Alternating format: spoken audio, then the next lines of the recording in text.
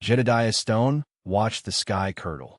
The low-slung clouds, the color of a day-old bruise, scud in from the north, swallowing the jagged peaks of the Rockies one by one. A familiar ache settled deep in his bones, a companion to the coming cold.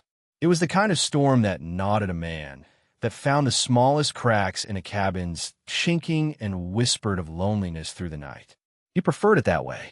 The wind's howl was better company than the memory of men's voices, and the cold was an honest adversary, unlike the treachery of a battlefield.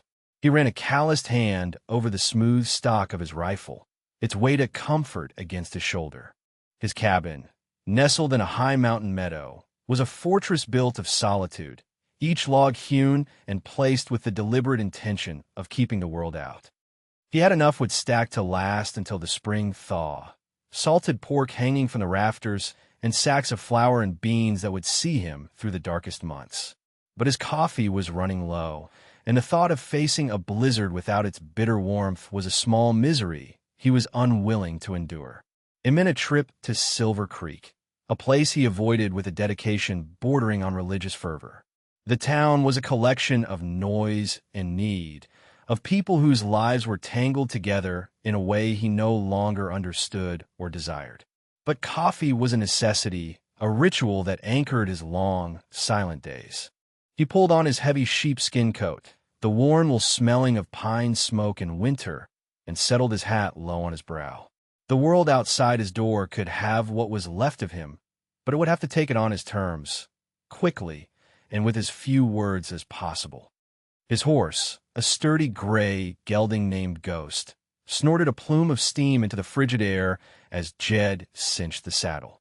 The animal was his only confidant, a silent witness to his hermitage. "Just a quick trip, boy," he murmured, his voice a rough rasp from disuse. In and out. No trouble. It was a promise he made to himself every time he was forced to descend from his mountain sanctuary, a prayer against the inevitable complications of other people. The trail down to Silver Creek was already dusted with the first fine flakes of snow, a ghostly curtain falling between the pines. The air was sharp and still, holding its breath before the storm's first real scream. Silver Creek was dressed for Christmas, a garish bit of cheer that felt alien to Jed. Tinsel and red ribbons were strung across the muddy thoroughfare, clinging to the false fronts of the saloon and the land office. The sound of a badly played carol drifted from the church, a tinny, cheerful noise that grated on his nerves. People hurried along the boardwalks, their faces pinched against the cold, their arms laden with parcels. It was a performance of community, a pantomime of joy he had long since forgotten the steps to. He felt the familiar weight of their stares as he dismounted in front of Croft's Mercantile, the biggest and most predatory establishment in town. He was the mountain man, the recluse, a curiosity they whispered about but never addressed directly. He preferred it that way. Anonymity was a kind of armor. The bell above the door jangled a discordant welcome as he stepped inside. The air was thick with the scent of cinnamon, sawdust, and humanity. The store was crowded, a microcosm of the town's frantic holiday preparations. He kept his head down, his gaze fixed on the sacks of coffee beans stacked near the back. His plan was simple. Get the coffee, get the few other necessities he needed, pay Silas Croft his coin, and disappear back into the mountains before the storm sealed the pass behind him. But a voice, low and clear, cut through the general din, stopping him in his tracks.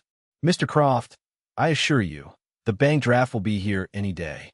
The mail coach was delayed by the snow in the eastern passes. Jed glanced toward the counter.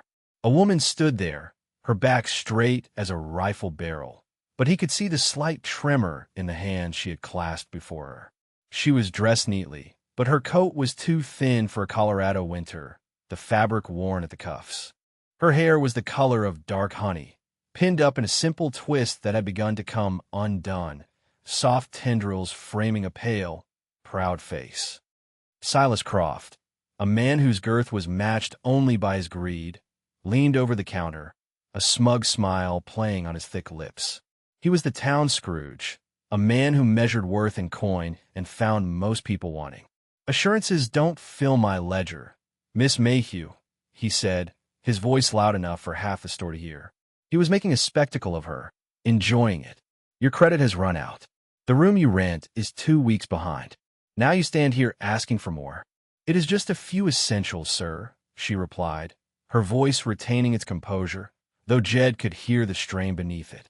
Flour, salt pork, a blanket. The weather is turning. The weather is always turning, Croft sneered. That is not my concern. My concern is payment. He lowered his voice to a conspiratorial, greasy tone, but in the suddenly quiet store, his words carried. Of course, there might be other ways to arrange for your necessities. A woman as comely as yourself. A wave of revulsion, hot and sharp, washed over Jed. He had seen predators of all kinds in the war, men who fed on the weakness and desperation of others. Croft was one of them, just without the uniform. The woman, Miss Mayhew, flushed a deep crimson, a tide of shame and anger that she fought to control. Her chin lifted. I will not, she said, her voice dropping to a near whisper, yet carrying the force of a hammer blow. I would rather starve. Then starve, Croft said with a dismissive wave of his hand, turning away from her. The other customers shuffled their feet, looking anywhere but at the humiliated woman. They were complicit in their silence, afraid of Croft's power, his hold on their own lines of credit, their own small lives. Jed felt the familiar pull of inaction, the instinct to turn and walk away, to retreat back to his mountain where such ugliness could not reach him. This was not his fight. She was not his concern.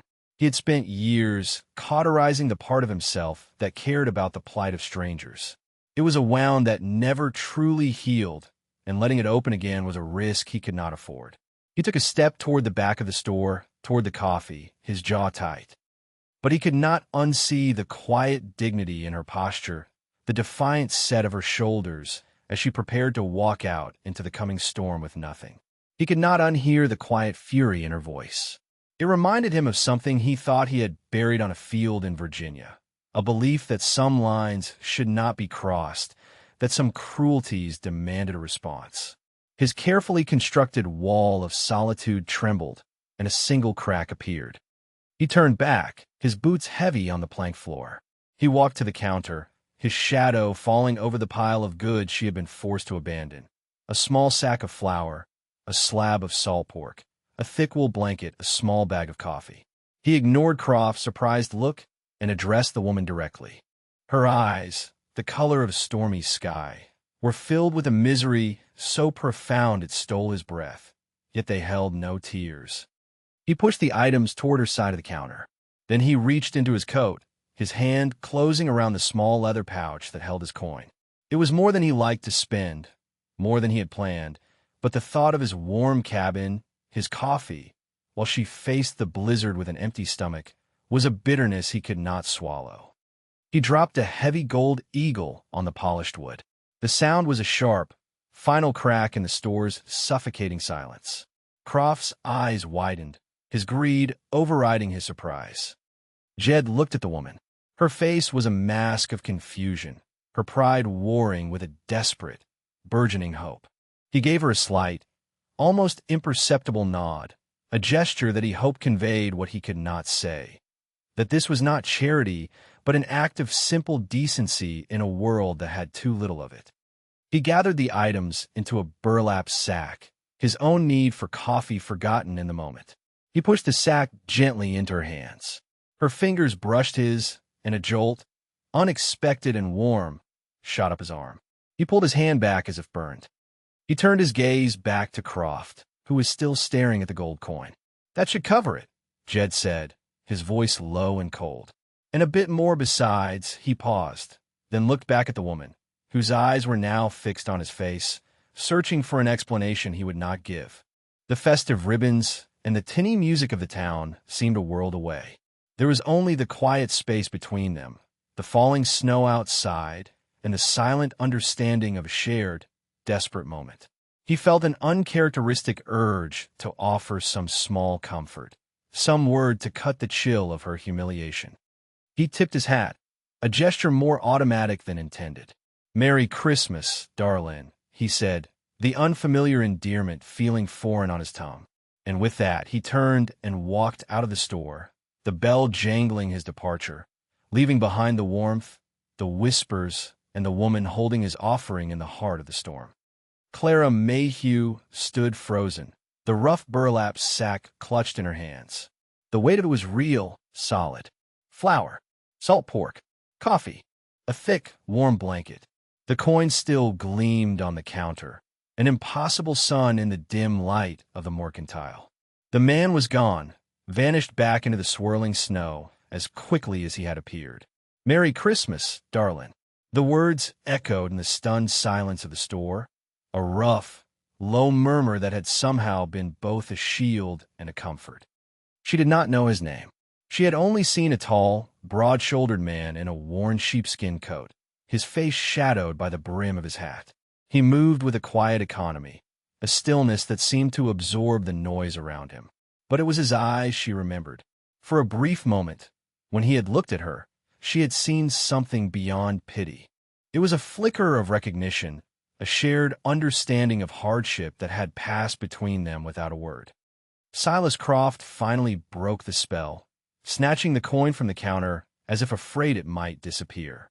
He shot her a venomous look, his face mottled with fury at being so publicly undermined. "Well, get on with it," he snapped. "Take your charity and go." Clara's spine stiffened. It was not charity. It was she did not know what it was. But it was not the demeaning handout Croft implied. She met his gaze, her own eyes clear and cold. Without another word, she turned and walked out, her head held high. The bell above the door seemed to mock her exit. The wind hit her with the force of a physical blow, stealing the air from her lungs. The snow was coming down in thick, wet flakes now, plastering the world in a blinding sheet of white. The street was nearly empty, the townsfolk having scurried for the warmth of their homes. Her mysterious benefactor was nowhere in sight.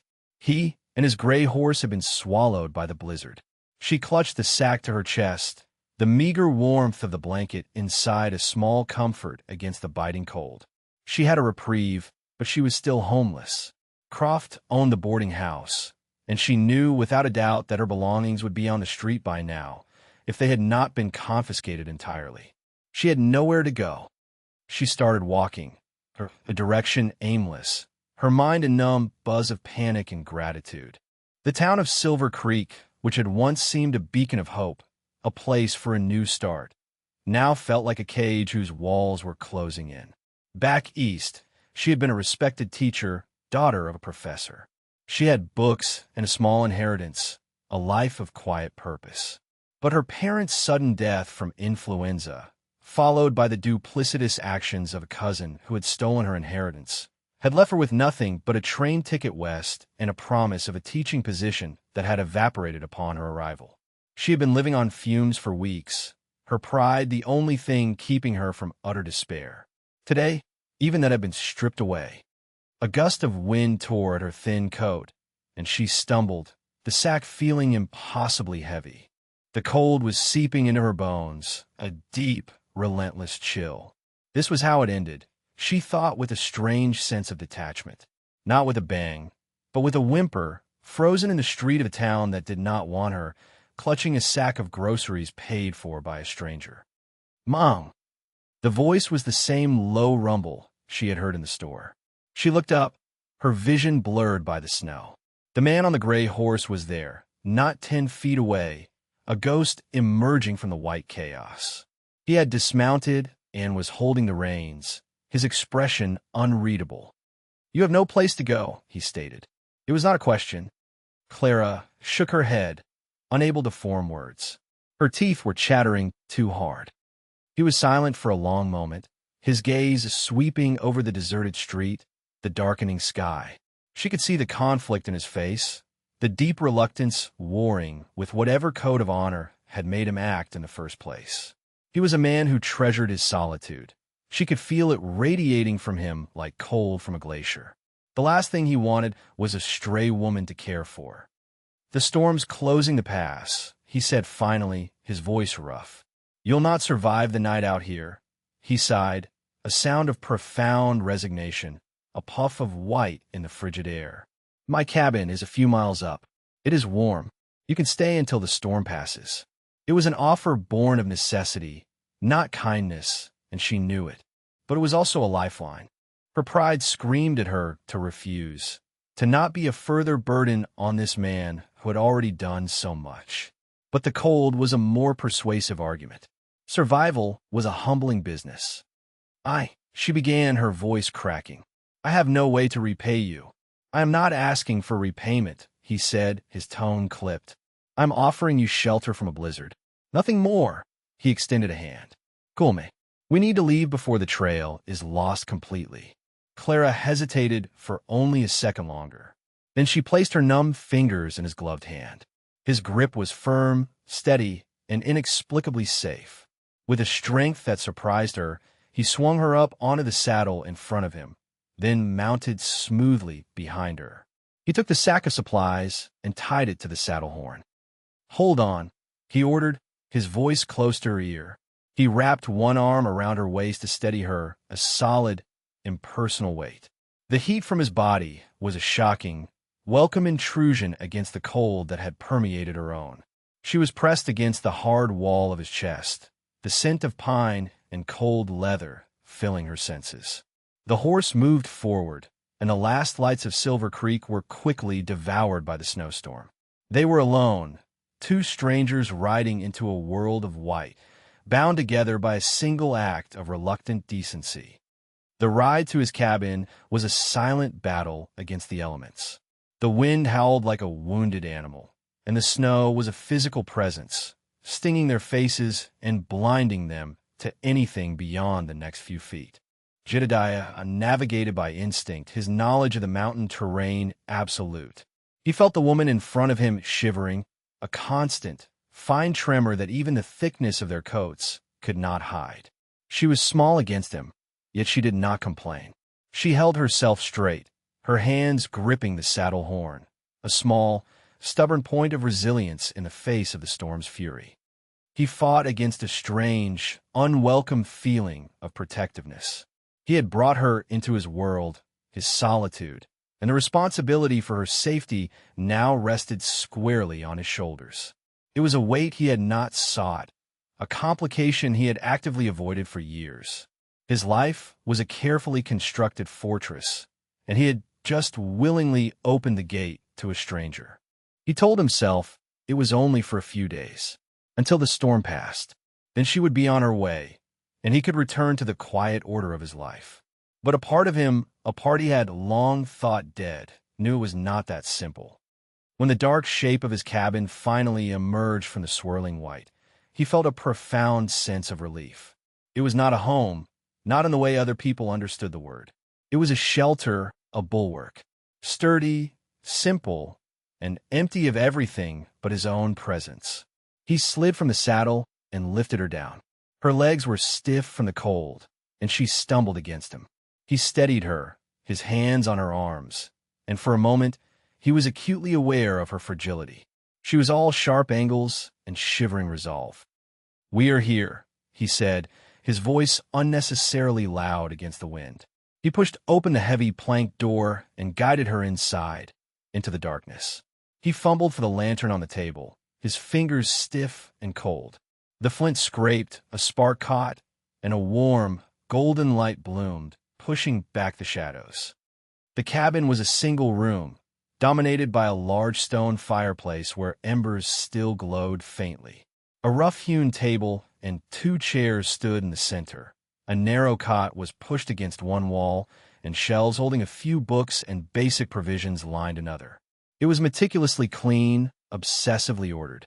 A man's space, built for function, not comfort.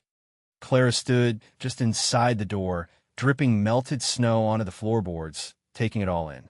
Her eyes, wide and shadowed in the lamplight, moved over every detail of his solitary existence. He felt exposed, as if her gaze could see past the logs and stone to the man who had built them. "Get out of those wet things," he ordered, his tone harsher than he intended. He turned away from her, busying himself with the fire, coaxing the embers back to life with kindling. "There's a blanket on the cot. Wrap yourself in it." He did not want to see her shiver. He did not want to feel the pull of sympathy. He heard the rustle of her wet coat, the soft sounds of her moving about the small space. He kept his back to her, focusing on the fire until it was roaring, its heat beginning to chase the chill from the room. When he turned back, she was sitting in one of the chairs by the table, wrapped in the thick wool blanket he had bought for her, her damp clothes in a neat pile by the door. Her hair had come completely undone and fell in damp waves around her shoulders. She looked smaller now and younger, but the exhaustion on her face could not hide the intelligence in her eyes. "Thank you," she said quietly. Her voice was steady again. "You saved my life. I kept you from freezing," he corrected, unwilling to accept the weight of her words. He took the sack of supplies and began to put them away. He placed the flour and salt pork on a shelf, then hesitated, holding the small bag of coffee. He had bought it for her, but it was his own supply he had come for. The irony was not lost on him. He set a pot of water over the fire to boil. The familiar ritual of making coffee was grounding. She watched him, her hands wrapped around a tin cup he had filled with water. "My name is Clara Mayhew." He grunted in acknowledgement, not offering his own name in return. Names were an exchange, an invitation to connection. He was not ready to extend one. But she was not easily deterred. "And you are?" He hesitated, then sighed. It was a simple courtesy, and denying it would be churlish. "Jedediah Stone." "Jedediah," she repeated softly, testing the sound of it. "It is a strong name." He shrugged, uncomfortable with the personal observation. He measured coffee grounds into the pot, the aroma starting to fill the small cabin. It was a domestic sound, a shared scent, and it felt dangerously like home. He had not shared coffee with another person in this cabin. Not ever. As the coffee brewed, a silence settled between them, broken only by the crackle of the fire and the scream of the wind outside. It should have been awkward, but it was not. Clara seemed to understand his need for quiet. She did not pepper him with questions or fill the space with nervous chatter.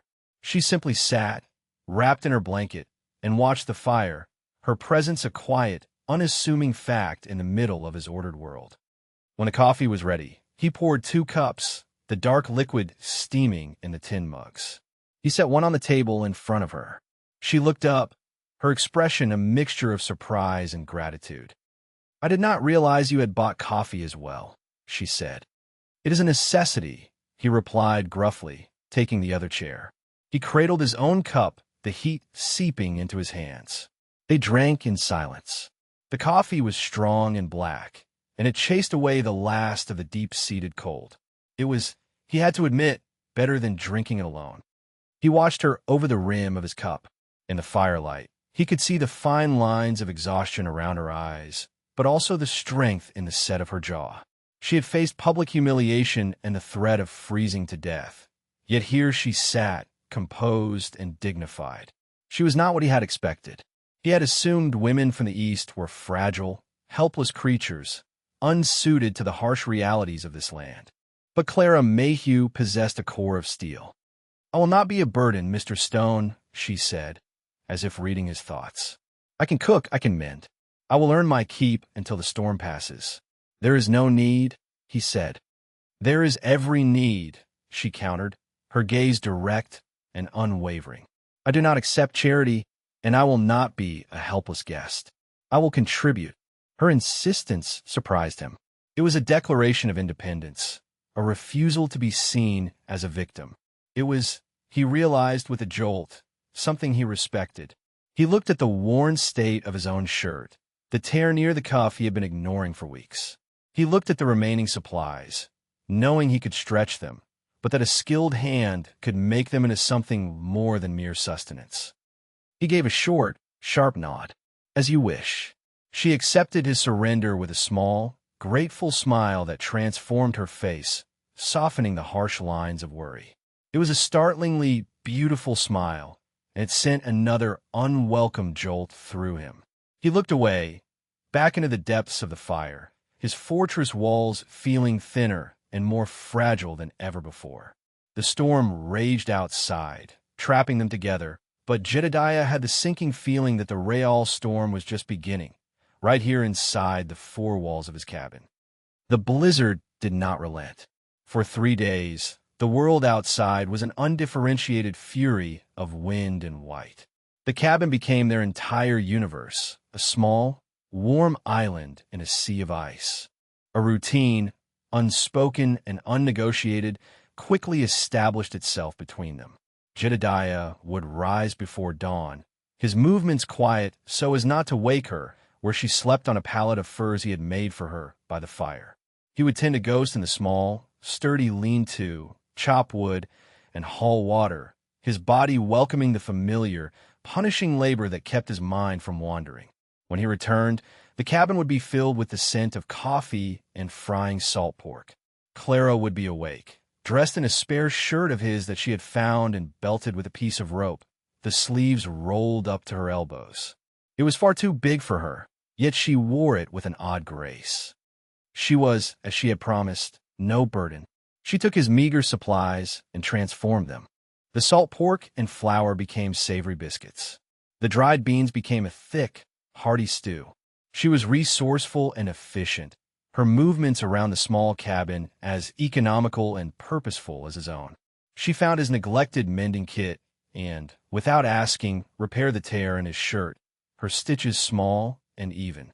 She tidied the shelves, organized his provisions, and brought a sense of order to his space that was different from his own stark functionality. It was a softer order, a lived-in order. A home. The thought was so foreign, so dangerous, he pushed it away each time it surfaced. Their conversations remained practical, orbiting the simple facts of their shared existence. The woodpile is running low. I used the last of the onions, but in the long, quiet evenings, as the fire crackled and the storm howled its endless lament, the silence between them began to change. It was no longer the silence of strangers, but a comfortable quiet, filled with unspoken thoughts. One evening, she was cleaning the tin plates from their supper, her back to him. He was oiling his rifle, the familiar, methodical task of comfort. He found himself watching the way the firelight caught the honey-gold strands of her hair, the graceful line of her neck. He noticed the small, determined set of her shoulders. She worked tirelessly, never complaining, never asking for anything. This quiet resilience chipped away at his defenses more effectively than any assault. "Why did you do it?" she asked suddenly, her voice soft, not turning around. "In the store? Why did you help me?" Jedediah paused, the oiled rag still in his hand. He did not have an easy answer. "Croft is a vulture," he said finally, his voice a low rasp. A man should not speak to a woman that way. It was part of the truth, but not all of it. She turned then, her eyes searching his face. Few men would have stepped forward. Most were afraid of him. "I'm not most men," he stated flatly. He did not mean it as a boast, but as a simple fact. He had separated himself from the world of men and their fears long ago. She accepted his answer with a nod. Then her gaze fell to his left hand, where a long, silvery scar ran from his wrist to his knuckles. "Was it the war?" she asked gently. He tensed. He never spoke of the war. It was a locked room inside him, the door bolted shut. But her question was not born of idle curiosity. It was quiet, respectful, and held a hint of her own sorrow. He looked down at the scar, a faint white map of a pain he rarely acknowledged. "Shrapnel," he said, the word tasting like rust in his mouth. "At Antietam." "I am sorry," she whispered. It was a long time ago. He set the rifle aside, the desire to work on it gone. He stared into the fire, the flames licking at memories he tried to keep buried. The noise, the smell of blood and fear, the faces of men he had known, now ghosts. "My father was a professor of history," Clara said, her voice pulling him back to the present. "He believed the war was a necessary fever to purge the nation of its sickness. But he never saw it. He only read about it in books." She wrapped her arms around her knees. "Then my mother, they died last winter. The influenza." Jedediah looked at her. He saw the shadow of loss in her eyes, a reflection of the one he carried in his own soul. For the first time, he saw her not just as a woman in need of shelter, but as a fellow survivor, someone else who had seen their world burn down and had been left standing in the ashes. "I lost my brother at Gettysburg," he heard himself say. The words came out of their own accord, pulled from a depth he kept sealed. My parents, they wasted away from grief not long after. The farm was sold. There was nothing left to go back to. And there it was. The truth of his solitude laid bare in the firelight. He had not chosen the mountains out of a simple love for nature. He had run to them because they were the only place empty enough to match the emptiness inside him. Clara's eyes filled with an empathy so profound it felt like a physical touch. "So you came here," she said, understanding dawning in her voice. "To be alone. There is safety in it," he admitted, his voice rough with an emotion he could not name. "Is there?" she challenged softly. "Or is it just a different kind of prison?" Her question struck him with the force of a bullet. He had built his walls so high he had never considered he might be trapping himself inside, rather than keeping the world out. He looked at her, truly looked at her, and saw not a complication, but a kindred spirit, a quiet strength that mirrored his own. The air in the cabin grew thick with unspoken things. The storm outside seemed to fade, its roar a distant echo to the silent thunder in the room. He was intensely aware of her scent, something clean and sweet like soap and the faint aroma of the bread she had baked that morning. He saw the pulse beating in the delicate skin of her throat. An urge, powerful and primitive, rose in him, an urge to close the distance between them, to feel the warmth of her skin, to see if her lips were as soft as they looked. The thought was a betrayal of everything he had built, of the solitary peace he had fought so hard to find.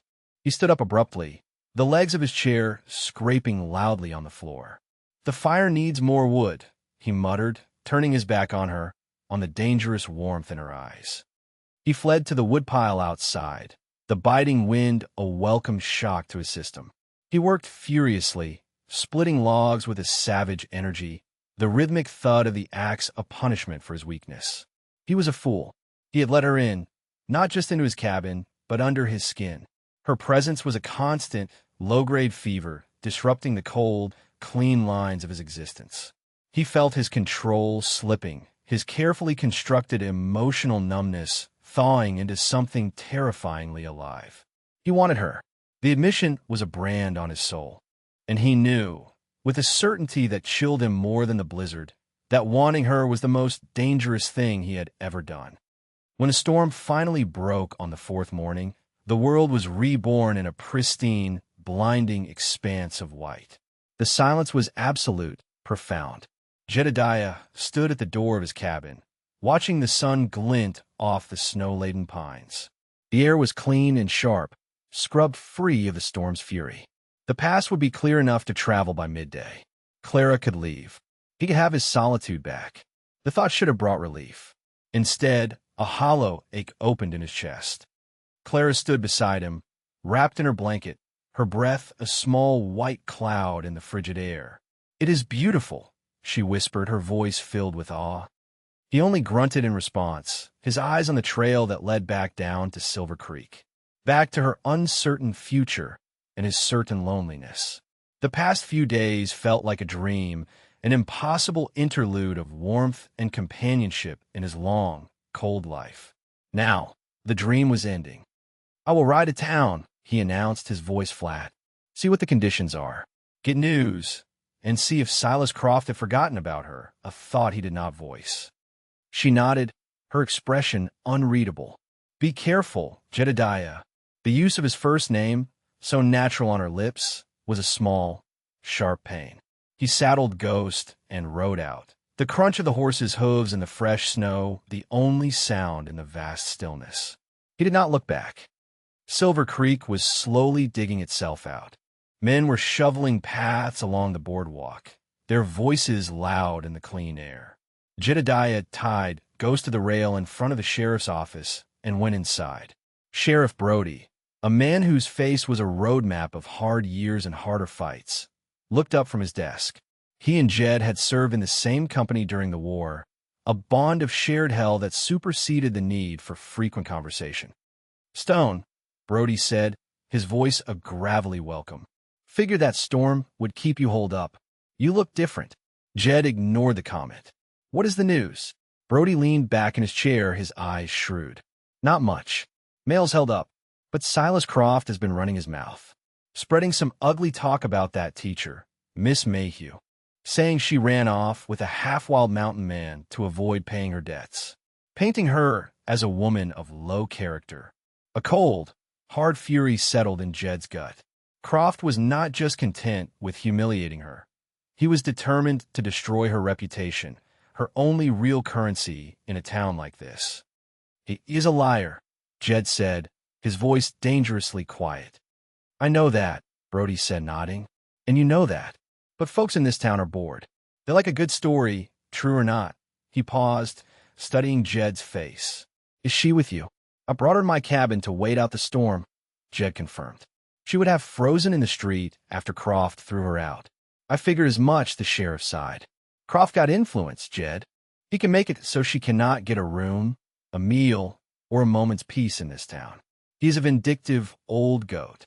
As if summoned by the devil himself, the bell on the mercantile across the street jangled, and Silas Croft stepped out onto the boardwalk. He saw Jed standing with the sheriff, and his face hardened into a mask of arrogant displeasure. He strode across the street, his boots sinking into the deep snow. "Sheriff," Croft began, his eyes fixed on Jed, "I was just on my way to see you. This man has abducted a woman who is under my protection. She owes me a considerable sum." Jed took a slow step forward, his hands loose at his sides. The rage inside him was a living thing, a coiled snake ready to strike. He had not felt this kind of killing anger since the war. "She owes you nothing," he said, his voice like the grinding of stones. "And she is not your concern." Croft puffed out his chest, relying on his wealth and standing to shield him. "She is my concern until her debt is paid. I want her brought back to town. She will answer for her thievery and her loose behavior." That was the final straw. To hear him slander Clara, to hear him twist her desperate situation into something sordid, broke the last of Jed's restraint. He would not allow it. He would not stand by and let this man tear her down. He would protect her. The realization was as clear and sharp as the winter air. "She is with me now," Jed said, his voice dropping to a lethal whisper that cut through the cold. He held Croft's gaze, pouring all of his menace, all of his contempt, into that single look. "That is all you need to know." He let the threat hang in the air, unspoken but unmistakable. He was drawing a line in the snow, and he dared Croft to cross it. Croft paled, taking an involuntary step back. He had seen the look in Jedediah Stone's eyes before, on the faces of men pushed too far. It was the look of a man with nothing left to lose and everything to defend. He sputtered for a moment, then turned on his heel and retreated back to the safety of his store. Sheriff Brody let out a low whistle. "You just made a serious enemy, Jed." "He was an enemy the moment he opened his mouth," Jed replied, his anger slowly receding, replaced by a cold clarity. He knew now what he had to do. Croft would not stop. He would use rumor and innuendo to ruin Clara, to drive her out of town and into his clutches. There was only one way to protect her, one way to give her the shield of a name and a standing that Croft could not challenge. He turned back to Brody. "I need to get back to the cabin." As he rode away from Silver Creek, the plan solidified in his mind. It was insane. It was drastic. It went against every instinct for self-preservation he had honed for years. But it was the only way. He had told Croft that Clara was with him. Now he had to make it true in the only way the world would recognize. He had to make her his wife. The thought sent a tremor of fear and something else, something that felt dangerously like hope, through him. He was no longer just offering her shelter from a storm. He was about to offer her shelter for a lifetime, whether she wanted it or not. He found her packing the few belongings she owned into a small valise, the one he had retrieved from her former room on his way out of town. The sight of her preparing to leave sent a fresh pang of loss through him. So sharp, it was almost a physical pain. "The pass is clear," she said, not looking at him. "I will be out of your way by evening."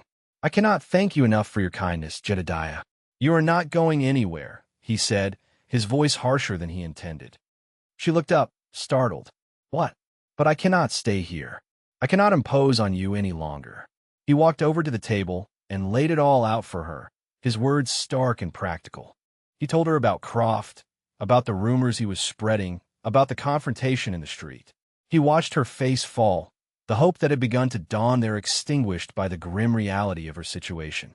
"He will ruin me," she whispered, sinking into a chair. "There will be nowhere for me to go. No one will hire me. No one will even sell me a loaf of bread." "I know," Jed said quietly. He took a deep breath, the cold air burning his lungs. This was it, the precipice. There is a way, one way to protect you, to give you a name and a place that he cannot touch. She looked up at him, her eyes wide with confusion. "Ow!" He met her gaze, his own unwavering. "Marry me, Clara." The words hung in the air between them, stark and unbelievable. Clara stared at him, certain she had misheard. Marry him? This quiet, solitary man who had guarded his isolation like a treasure? It made no sense. That is not a solution," she stammered. "It is madness. It is practical," he countered, his voice low and intense. "As my wife, you would be under my protection. Legally, socially, Croft could not touch you. His rumors would mean nothing. You would have a home. You would be safe." He saw the doubt and fear in her eyes and rushed to reassure her, though the words felt like a lie even as he said them. "It would be a marriage in name only, of course. An arrangement to keep you safe. Once Croft is no longer a threat, once you are back on your feet, you would be free to go. In name only." The phrase landed like a stone in her heart. She had spent the last few days in this cabin feeling more at home than she had in years. She had found a strange comfort in his quiet presence, a deep respect for his steadfast honor. She had seen the loneliness in his eyes and recognized it as a mirror of her own. In the quiet hours of the night, listening to his steady breathing from across the room, she had allowed herself to feel something she had not felt in a very long time, a fragile, burgeoning affection. And now he was offering her a shield, a business arrangement, a hollow marriage that would protect her body but leave her heart as homeless as ever. Her pride, that stubborn, resilient core of her being, rose up. She would not be a charity case, not even for him. She stood, her hands clenched at her sides. "No," she said, her voice clear and strong. Jed looked stunned. He had expected her to be grateful, or at least to see the logic of his plan. He had not expected outright refusal. "Clara, you do not understand." "I understand perfectly, Jedediah," she interrupted, her stormy eyes flashing. "You are offering me a convenient lie to solve a practical problem. I thank you for the sentiment, but I will not live a lie." She took a breath, her resolve hardening. "If we are to be married, it will not be in name only. There will be no half measures. It will be a true partnership. We will build a life together here. We will be husband and wife in all ways that matter. Otherwise, I will take my chances with Croft and the rest of the world." It was her turn to watch him, to see the shock and conflict warring on his face. She had thrown his practical, safe proposal back at him and demanded everything. She was asking him to tear down the walls he had spent years building, to let her into the very heart of his solitude. She was asking for his heart, not just his name. It was the biggest gamble of her life, and for a long, agonizing moment he said nothing. He stared at her, his mind reeling. A real marriage, a wife, a partner, a life. Everything he had run from, everything he had denied himself. She was offering him a chance to come in from the cold, but the thought was terrifying. It meant being vulnerable. It meant risking the kind of pain that had driven him to the mountains in the first place. But the alternative, the thought of watching her walk out of this cabin, out of his life, to face Croft alone, that was a pain he was not sure he could bear. He looked at her defiant chin, her courageous eyes, and knew that her brand of bravery was far greater than his. She was willing to risk her heart on a broken man like him. Slowly, he nodded. "A true partnership," he agreed, his voice thick. "Husband and wife." A wave of dizzying relief washed over Clara. He had agreed. He had chosen her, chosen them, over his isolation. "Then my answer is yes," she said softly. Without another word, he took her hand, his calloused fingers wrapping around hers. Let's go see the sheriff. The ride back to Silver Creek was different this time. They rode side by side on two horses, Jed having borrowed one from a neighbor. The silence between them was not one of comfort, but of taut, nervous anticipation. They were about to bind their lives together, two strangers thrown together by a storm, now choosing to face all future storms as one. Sheriff Brody looked up as they entered his office, his eyebrows rising in surprise. "Back so soon. We need you to marry us, Brody," Jed said, his voice leaving no room for argument. The sheriff looked from Jed's determined face to Clara's resolute one. He saw the truth of the situation in an instant. This was not about convenience. This was about survival and maybe, just maybe, something more. He sighed, pulling a dusty ledger from a drawer. "I suppose stranger things have happened," he grumbled, though a small smile touched the corners of his mouth. But not by much. The ceremony was short and simple, the words of the law spoken in Brody's gruff voice. They stood before his desk, the only witnesses a pot-bellied stove and a wanted poster for a bank robber. When Brody came to the part about a ring, Jed hesitated for only a second before pulling a piece of twine from his pocket and fashioning a small, crude loop. He slid it onto Clara's finger. It was a promise, not an ornament, and to Clara, it was more precious than gold. "By the authority vested in me by the territory of Colorado," Brody declared, closing the ledger with a thud, "I now pronounce you man and wife." He cleared his throat, a twinkle in his eye. "You may kiss your bride, Jedediah." The world seemed to stop. Jed turned to her, his expression serious, his eyes dark with an emotion she could not decipher. This was the moment the arrangement became real. He slowly leaned down, his hand coming up to cup her cheek, his thumb stroking her skin gently. His touch was tentative, questioning. Then his lips met hers. It was not a passionate kiss, not a kiss of long-simmering desire. It was chaste, brief, and yet it was the most profound kiss of Clara's life. It was a seal on a vow, a promise of protection, a quiet acknowledgement of the new reality that now existed between them. It tasted of coffee and the cold winter air, and it was full of unspoken hope. When he pulled away, the cabin, the storm, the entire world felt different. She was no longer Clara Mayhew, the destitute teacher. She was Clara Stone. She was home. The news of their marriage spread through Silver Creek like a wildfire in a dry forest. By the time they left the sheriff's office, it seemed the entire town knew. They were met with stares of disbelief, whispered gossip, and from a few of the town's kinder souls, quiet nods of approval. Silas Croft stood on the boardwalk in front of his mercantile, his face a thunderous mask of pure, impotent rage. He had been outmaneuvered, his victory snatched from his grasp. He watched them ride out of town, his eyes burning with a hatred that promised retribution. Jed felt the man's glare on his back, a cold premonition that this was not over. Croft was not a man to accept defeat gracefully. The return to the cabin was filled with a new, strange tension. It was no longer his cabin. It was theirs. She was no longer his guest. She was his wife. The single room, which had felt spacious when he was alone, now seemed impossibly small, charged with the weight of their new relationship. That night, he gave her the cot, insisting it was now her bed. He took his familiar place on the furs by the fire. But sleep did not come easily to either of them. They lay in the darkness, separated by only a few feet of wooden floor, each acutely aware of the other's presence, of the vows they had taken, and of the uncertain future that lay before them. The days that followed were a delicate dance of discovery. They learned each other's habits, the small rhythms of their lives. He learned that she hummed softly when she baked, a tuneless, cheerful sound that filled the cabin with warmth. She learned that he was quietest in the morning, his thoughts turned inward as he watched the sun rise. They worked together, falling into a partnership that felt as natural as breathing.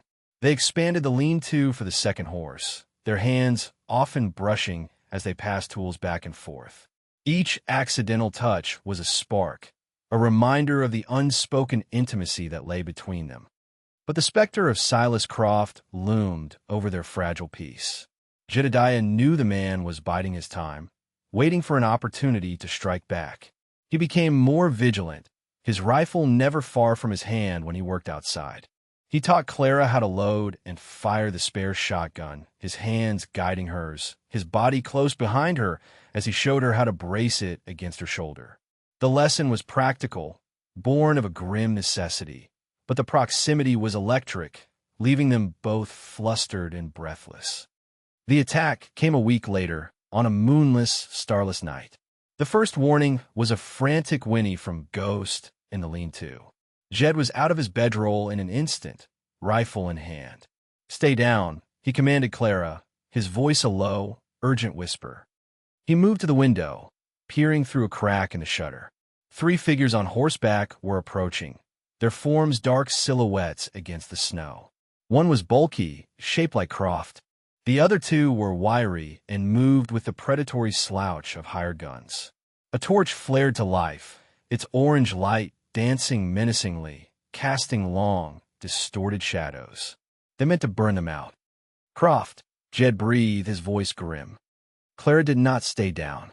She scrambled from the cot, her face pale, but her eyes blazing with fierce determination. She grabbed the shotgun from its place by the door, her movements sure and steady. "You will not face them alone, Jedediah," she said, her voice low and firm. She was not a damsel to be protected. She was a partner, ready to defend their home. The sight of her, so resolute and fearless, filled him with a surge of pride, so fierce it almost choked him. A bottle filled with oil crashed against the cabin wall, and flames erupted, licking at the dry logs. The fight had begun. The first shot came from Jed's rifle, a deafening crack that sent one of the hired guns tumbling from his saddle. The other returned fire, bullets thudding into the thick walls of the cabin. Jed moved from window to window, a phantom in the dark, firing with deadly accuracy. But they were outnumbered. While he was occupied with one gunman, the other, along with Croft, rushed the door, using a heavy log as a battering ram. The door shuddered, the wood groaning under the assault. "The window!" Jed yelled to Clara, reloading his rifle. "Keep them from a window." As one of the men tried to smash the shuttered window on the side of the cabin, Clara was ready. She shoved the barrel of the shotgun through a firing slit Jed had built into the wall and pulled the trigger. The blast was tremendous in the enclosed space, and a scream from outside told her she had found her mark. She had never fired a gun at another human being, and a wave of nausea washed over her, but she fought it down, her resolve hardening. This was her home. This was her husband. No one would take them from her. The front door finally splintered, crashing inward. Silas Croft stood framed in the doorway, his face contorted with hate, a pistol in his hand. Jed spun, bringing his rifle to bear, but the other gunman fired from the darkness, the bullet tearing through Jed's shoulder, sending him staggering back. His rifle clattered to the floor. Croft laughed, a triumphant, ugly sound. "Now, mountain man," he sneered, advancing into the room. "You will watch as I take what is mine." He lunged for Clara, but she was ready. With a cry of rage, she swung the heavy shotgun like a club, catching him across the side of the head. He grunted in pain, stumbling but did not fall. He grabbed her, his thick fingers digging in her arm.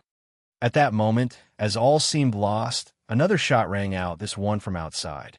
The remaining gunman cried out and fell. A voice boomed through the night. "Drop it, Croft. It's over." Sheriff Brody stood in the shattered doorway, his Colt leveled and steady. He had grown suspicious of Croft's simmering rage and had decided to ride up and check on the newlyweds. His timing had been perfect. Croft, his eyes wild with fury and defeat, knew he was beaten, but he would not go down without a final act of spite.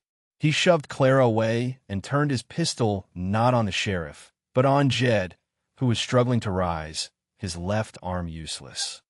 "If I cannot have her," Croft screamed, "neither will you." He fired, but Clara, moving with a speed born of love and desperation, threw herself in front of her husband. The bullet, meant for Jed's heart, caught her high in the arm, spinning her around. She cried out in pain and collapsed. A look of pure, Animalistic rage transformed Jed's face. Forgetting his own wound, he launched himself at Croft, a roar of fury tearing from his throat. He was no longer a civilized man. He was a force of nature, an avenging angel. His attack was so savage, so sudden, that Croft had no time to react. Jed's hands closed around the man's throat, and they crashed to the floor. Sheriff Brody rushed in, pulling Jed off the sputtering, choking merchant. "He is not worth hanging for, Jed. He is finished." Jed stared down at the man who had tried to destroy them, his chest heaving. Then he heard Clara's weak groan, and the rage vanished, replaced by a cold, terrifying fear. He scrambled to her side, gathering her into his arms. "Clara," he whispered, his voice breaking. "Clara, stay with me." Her eyes fluttered open. She looked up at him, a weak smile touching her lips. "A true partnership, remember?" she murmured, before her eyes closed again. He held her tight, his own blood mingling with hers on the floor of their home, praying to a God he had long forgotten that it was not too late. In the quiet aftermath, with the fire outside extinguished and Silas Croft securely in the sheriff's custody, Jedediah worked with a desperate focus. He gently cleaned and bandaged Clara's wound, his hands, usually so steady, trembling slightly. The bullet had gone clean through the fleshy part of her arm.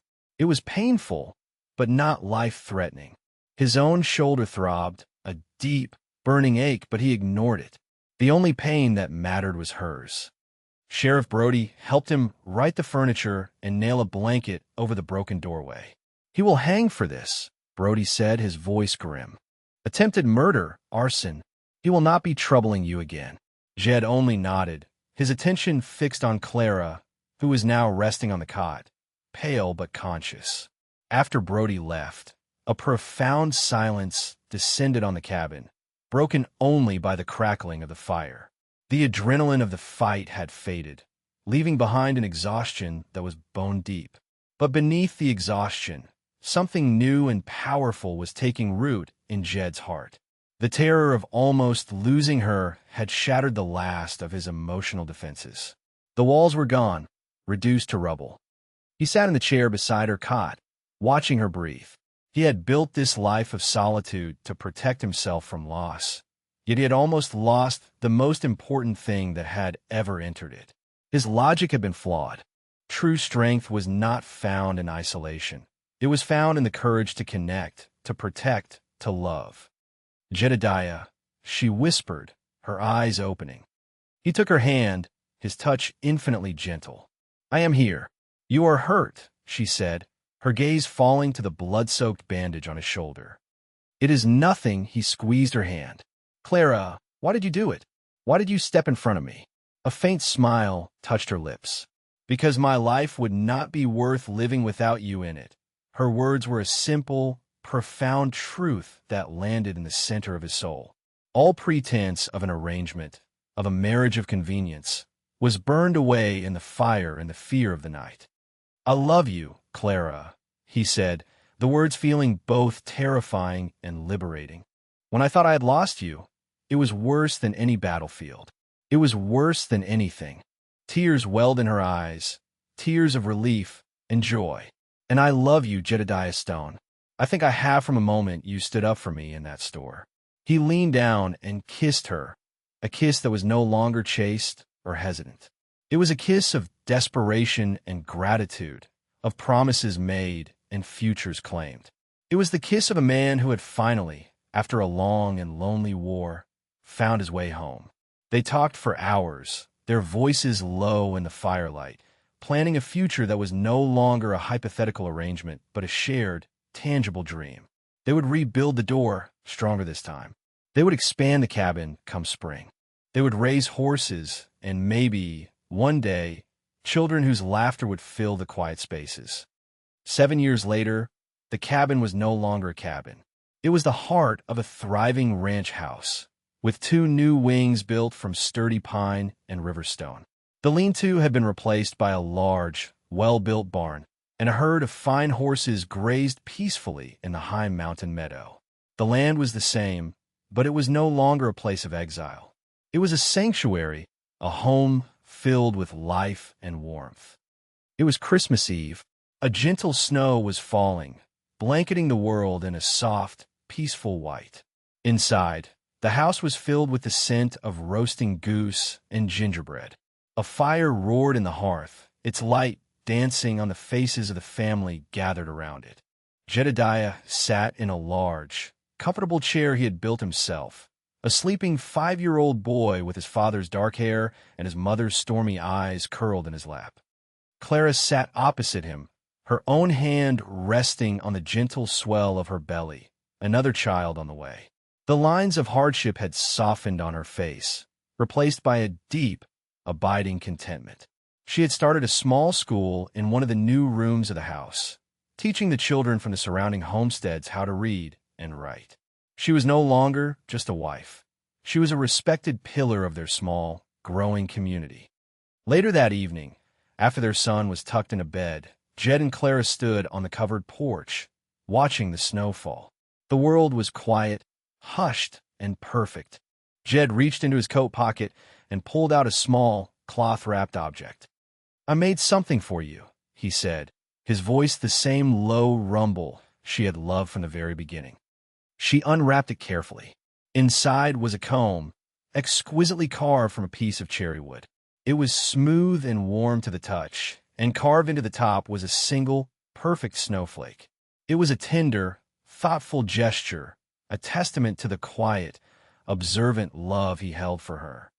"Oh, Jedediah," she whispered, her voice thick with emotion. "It is beautiful." He took her in his arms, pulling her close against the solid warmth of his chest. He was no longer the haunted, solitary man she had met. He was a husband, a father, a man at peace with his past and filled with hope for the future. He had learned that love was not a weakness, but the greatest strength of all. He bent his head, his lips brushing against her hair. The silence between them was not empty, but full of 7 years of shared laughter, shared sorrows, and a love that had been forged in a blizzard and tested by fire.